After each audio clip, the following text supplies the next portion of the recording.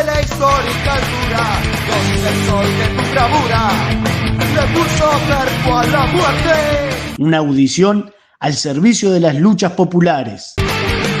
Por una juventud protagónica de las luchas, en lucha contra el capital y aspirando a construir una sociedad nueva.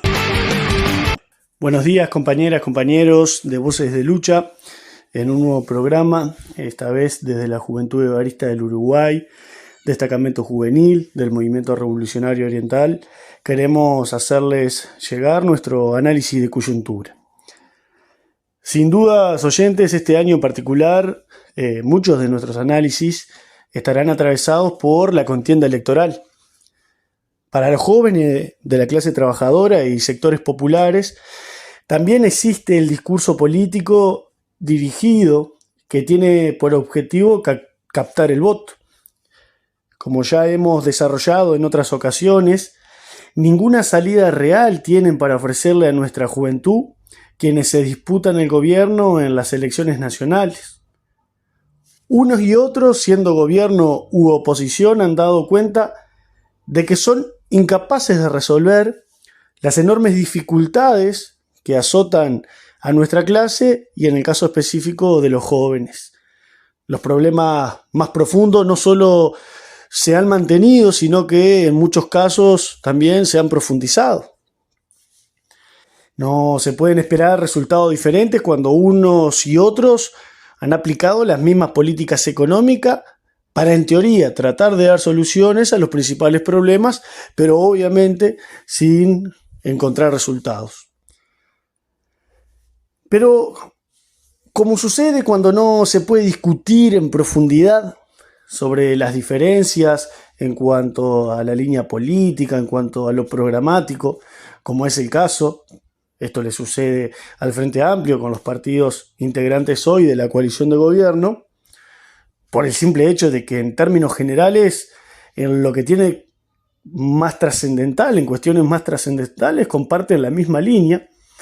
La discusión electoral fluye en torno a acusaciones y la demostración que para nosotros no es ni más ni menos de quién es menos malo en la ejecución de los grandes lineamientos políticos y económicos. Y en ese sentido, recientemente se ha dado un intercambio por parte de diferentes precandidatos y autoridades actuales del gobierno sobre una realidad que se ha vivenciado en el departamento de Rivera. Desde el mes de diciembre, en dicho departamento, se han robado unas 15 escuelas y, según manifiesta COSE, precandidata frente amplista, en 2 oportunidades el robo ha sido por hambre. Para la precandidata, esta situación, al decir de sus palabras, le genera vergüenza. Y al ser desmentida por el gobierno, manifestó que él mismo debería ocuparse de la situación. Algunos de los que le respondieron a COSE fue el ministro de Educación y Cultura, Pablo da Silveira, quien aseguró que la precandidata frente amplista, según palabras del propio da Silveira, vive en una película que solamente ve ella. Más allá de las acusaciones cruzadas, hay algo que es objetivo, y es que en nuestro país miles de personas pasan hambre. Académicamente se utiliza el término inseguridad alimentaria para dar cuenta de esto. Cuando se experimenta inseguridad alimentaria moderada, es cuando comienza a comprometerse la cantidad de alimentos consumidos. Y en el caso de la inseguridad alimentaria grave, las personas ya directamente se saltean comidas o pasan todo un día sin poder comer. El año pasado, la inseguridad alimentaria fue mayor en aquellos hogares, hablando siempre de nuestro país, vale la aclaración, fue mayor en aquellos hogares donde vivían menores de 6 años en comparación con aquellos hogares sin menores de 6 años, independientemente de la región del país que tengamos en cuenta. La prevalencia de inseguridad alimentaria moderada y grave en los hogares con menores de 6 años alcanzó casi el 20%, mientras que la inseguridad alimentaria grave alcanzó el 3.3%. Es decir, cada 1000 hogares con niños menores de 6 años, 199 experimentaron inseguridad alimentaria moderada o grave, y de los cuales 33 directamente experimentaban inseguridad alimentaria grave, lo cual, repetimos, significa salteaban comidas o directamente pasaban todo un día sin comer. Este tema de la inseguridad alimentaria se mantiene como un problema prevalente en el país. Al igual que el año anterior, las mayores prevalencias de inseguridad alimentaria se observan en hogares integrados por niños, niñas menores de 6 años y hogares incluso integrados por niños y niñas más grandes, menores de 18 años.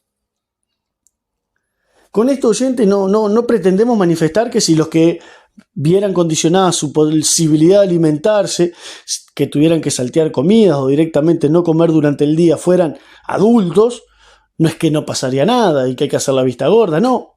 Simplemente queremos resaltar, ¿sí?, poner de manifiesto esta realidad que para los más jóvenes, los adolescentes y las niñeces de nuestra clase y de los sectores populares, el hambre lleva sobre todo en nuestra cara. Pero el hambre en realidad es consecuencia de. En este caso, el hambre es consecuencia del sistema capitalista. Sin duda, lejísimo estamos de una situación en la cual una persona debería pasar hambre. Cuando habitamos un mundo que en general y un país en particular es capaz de generar alimentos para cientos y cientos de miles de personas. Por ejemplo, para ser más específico, en nuestro país, según los últimos datos aportados en torno a esto, se ha manifestado que se es capaz de producir alimentos para alrededor de 30 millones de personas, con una proyección incluso a poder producir para 50 millones en pocos años. Así todo, oyentes, no podemos asegurarle el alimento a poco más de 3 millones de personas. Y es que en el sistema capitalista, en donde millones de personas son castigadas con las peores penurias que una persona puede sufrir, y son estas millones de personas las que son llevadas a una vida de prácticamente sobrevivencia, esto tiene su naturaleza en que una clase social es propietaria de los medios para producir y la otra todo lo que tiene para sobrevivir es la venta de su fuerza de trabajo. Las tierras, los recursos naturales, las industrias, las redes de transportes, etcétera, etcétera, son propiedad de la burguesía, que no solo aprovecha esa propiedad de estos medios, sino que a su vez se encarga de explotar a aquellos que forman parte de la inmensa mayoría, para que esa inmensa mayoría trabaje a costa de condiciones de trabajo y de vida miserables.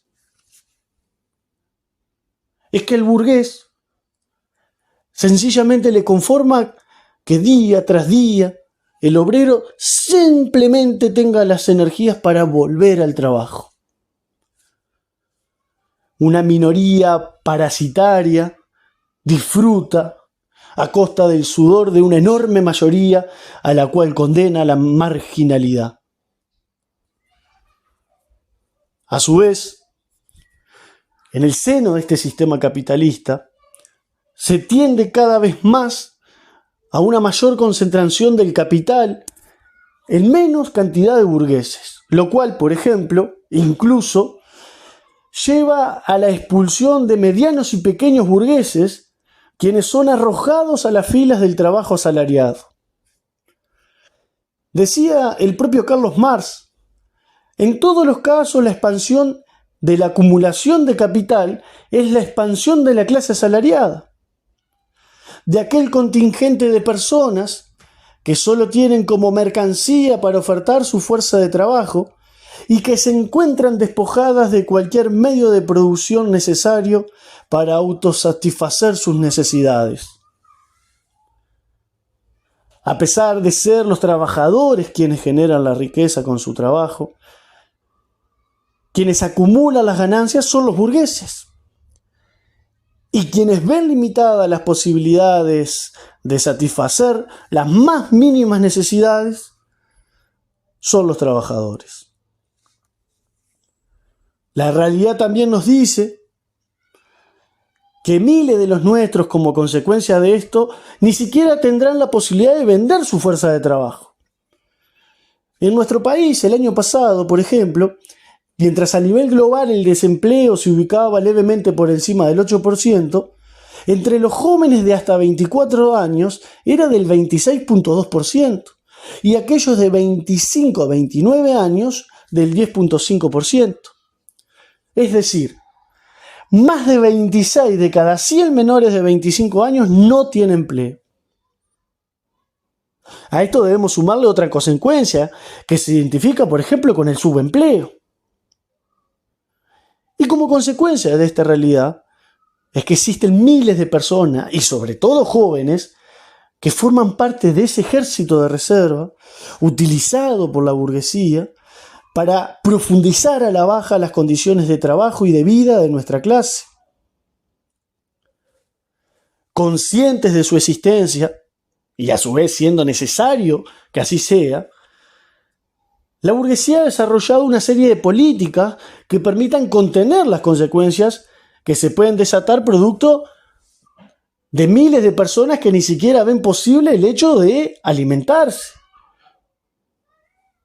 En este caso, en nuestro país, esto también sucede y forma parte de una política desplegada a lo largo de toda nuestra América, que dependiendo del país, sufre en mayor o menor medida, pero sufre, en fin, por lo que la misma clase social que genera el problema trata de emparcharlo para continuar asegurándose sus ganancias. Sin dudas, esta realidad es vivida sobre todo en aquellos lugares del mundo que son utilizados por la burguesía imperialista, en alianza, sin dudas, con las burguesías nacionales, como suministradores de recursos naturales y la explotación de los mismos, además de la explotación de nuestra mano de obra. En nuestro país, por ejemplo, las tierras que producen los alimentos cada vez se encuentran no solo en menos manos, sino que también en manos extranjeras. Lo mismo sucede con sectores como la industria frigorífica, con el caso más latente que ha estado en boga de todos en los medios, con esta situación que se ha dado en torno a la discusión de la concentración de la industria frigorífica. Y lo mismo sucede también en la industria, en sectores como el arroz, etcétera, etcétera. Esta situación, en general, conlleva que países africanos, en Asia y en América Latina, padezcan las principales consecuencias de la división internacional del trabajo.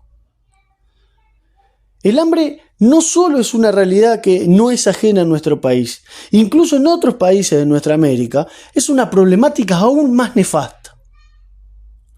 En un informe de las Naciones Unidas del año 2023, se manifestaba que el 6.5% de la población de América Latina y el Caribe sufre hambre, es decir, 43.2 millones de personas. El informe también da cuenta que en el 2022, 247.8 millones de personas en la región experimentaron inseguridad alimentaria moderada o grave, es decir, se vieron obligados a reducir la calidad o cantidad de la comida que consumieron, o incluso se quedaron sin comida, pasaron hambre y en el caso más extremo, pasaron días sin comer, poniendo sin duda su salud y bienestar en grave riesgo. Y esto lo decimos en nuestra América, oyente, en esa América que a lo largo y ancho del territorio que abarca produce una infinidad de alimentos.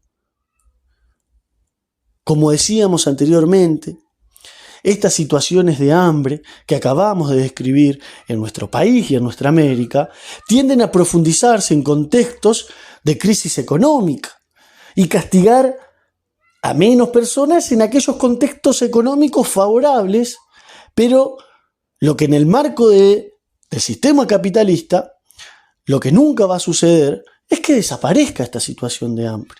Se podrá mejorar en una condición económica favorable que todos sabemos que para nuestros países explotados por los países imperialistas esas condiciones son coyunturales, dependiendo, por ejemplo, del precio de alguna materia prima, pero en realidad al poco tiempo esa condición económica favorable sabemos se va a esfumar. Es que la historia del sistema capitalista ha dado cuenta de estas fluctuaciones. Época de cierta bonanza coyuntural siguen a épocas de una profunda crisis económica y social. En este contexto es que en nuestra América se han expresado sin duda diferentes formas de luchar como consecuencia de los niveles de explotación y opresión a los que son sometidos nuestra clase. A partir de las experiencias, por ejemplo, desarrolladas a principios del año 2000, es que la burguesía también inteligentemente ha desarrollado toda una política de contención y asistencialismo dirigida a los sectores más vulnerables. Esos mismos que ella genera, como decíamos antes. De este modo, como mencionamos, se desarrolló en mucho de nuestro país. Es una política para nada costosa, ya que las burguesías destinan migajas en comparación a las riquezas que acumulan para de diferentes modos paliar las consecuencias de este sistema. En nuestro país, por ejemplo, se desarrollan una infinidad de planes nucleados, por ejemplo, alrededor del Ministerio de Desarrollo Social, que tiene por objetivo la contención y el asistencialismo, como decíamos anteriormente, el plan de equidad, las asignaciones familiares, entre otras expresiones, son políticas que todo el espectro político asume que son totalmente insuficientes, sus resultados y sus alcances. Pero en realidad, como el objetivo es paliar mínimamente las necesidades básicas, poco se cuestionan los resultados alcanzados. Para la clase trabajadora y los sectores populares, no hay recetas mágicas para acabar con el hambre, sino es mediante la destrucción del sistema capitalista. Mientras el discurso burgués apunta a la sobrepoblación, a la meritocracia, que pasa hambre el que quiere, que no se desarrolla el que no quiere, y demás excusas para justificar el hambre, nuestra clase debe asumir que habitamos en un mundo que goza de una infinidad de recursos, capaz de hacer vivir a todos quienes habitamos el mundo en la mayor plenitud.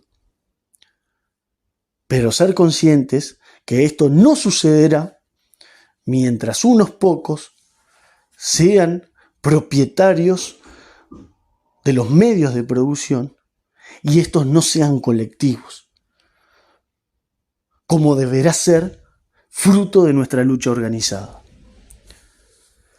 Desde ya les agradecemos por la atención prestada y nos volveremos a encontrar la próxima semana.